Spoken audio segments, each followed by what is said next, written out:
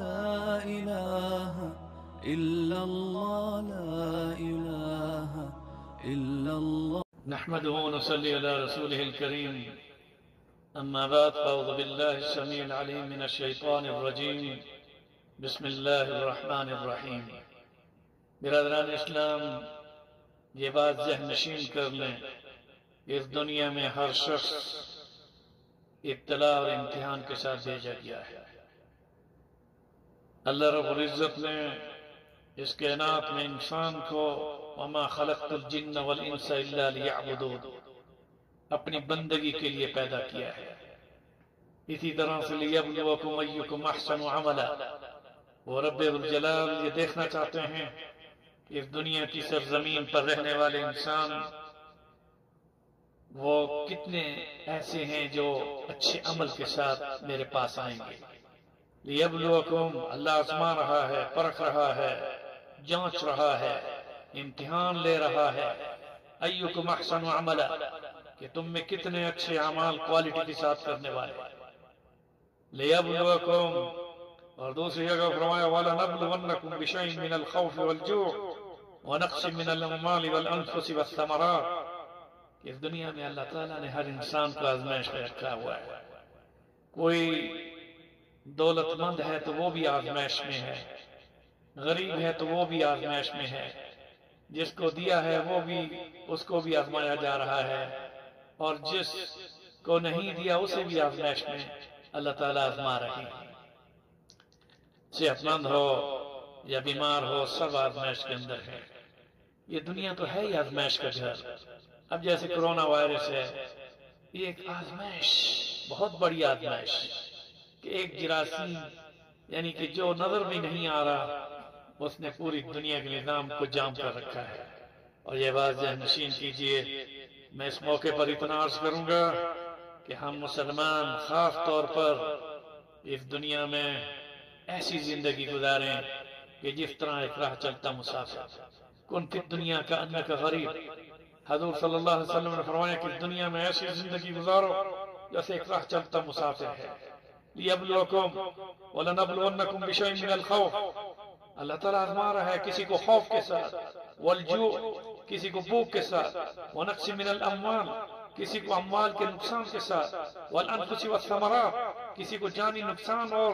کھیتیوں کے نقصان کے ساتھ۔ وَبَشِّرِ الصَّابِرِينَ، مگر خوشخبری ہے ان لوگوں کے لیے کہ جب ان پر کوئی بھی آزمائش میں جو بھی گھڑی آتی ہو تو وہ اس میں صبر کریں، اور صبر میں استعینوا بالصبر والصلاۃ، فرمایا صبر کے ذریعے اور نماز کے ذریعے سے اللہ کی استعانت حاصل کیجیے۔ اس وقت خاص طور پر موجودہ دور میں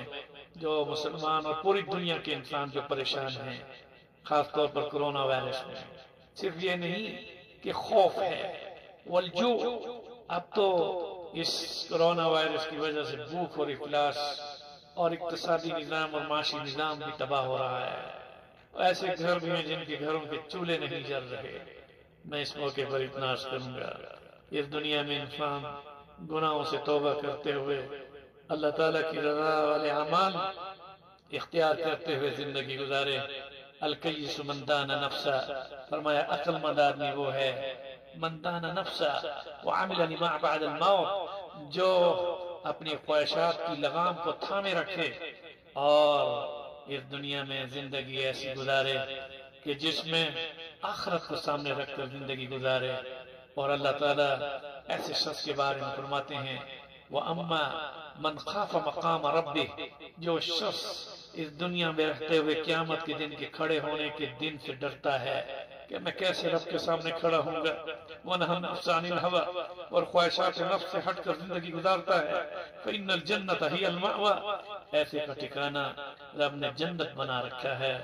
اور یہی وہ حقیقت ہے کہ آخرت میں دو گھروں کے علاوہ کوئی تیسرا گھر نہیں۔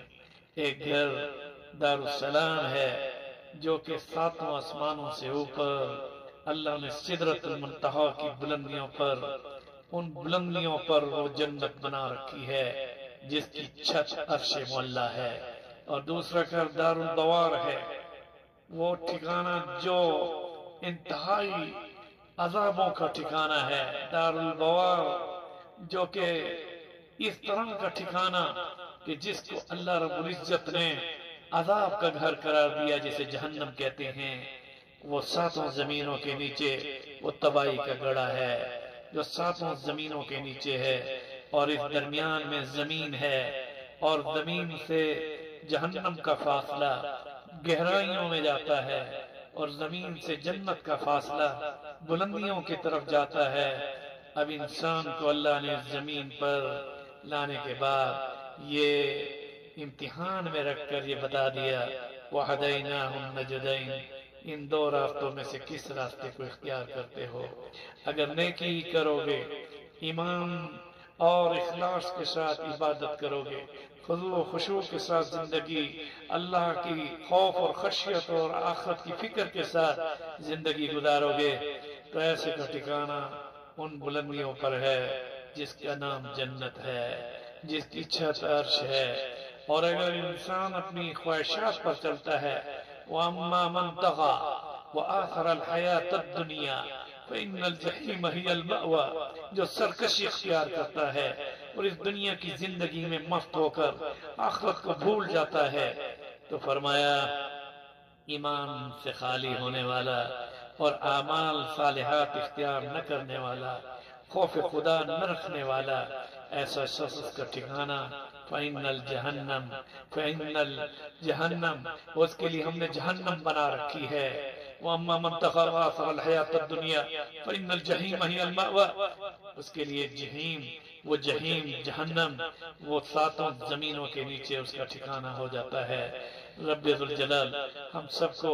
ایسے عمل کرنے کی توفیق عطا فرمائے کہ جس میں رب ذوالجلال ہمیں جنت کے 8 دروازے ہم سب کے لیے کھول دے۔ آؤ یہ دعا کرتے ہیں کہ اللہ ہم سب کو قیامت کے دن رسول اکرم صلی اللہ علیہ وسلم کی شفاعت نصیب فرما کر، آپ صلی اللہ علیہ وسلم کے دست اقدس سے حوض کوثر کا جام عطا فرما کر، عرش کے سائے میں اپنے فضل و کرم سے دائیں ہاتھ میں اعمال نامہ عطا فرما کر ہم سب کے والدین، بہنوں، بھائیوں اور بیوی بچوں کو جنت الفردوس میں رسول اکرم صلی اللہ علیہ وسلم کی مجلس میں اپنا دیدار نصیب فرمانا۔ سبحان ربک رب العزت عما یصفون وسلام علی المرسلین والحمد للہ رب العالمین، آمین برحمتک یا ارحم الراحمین۔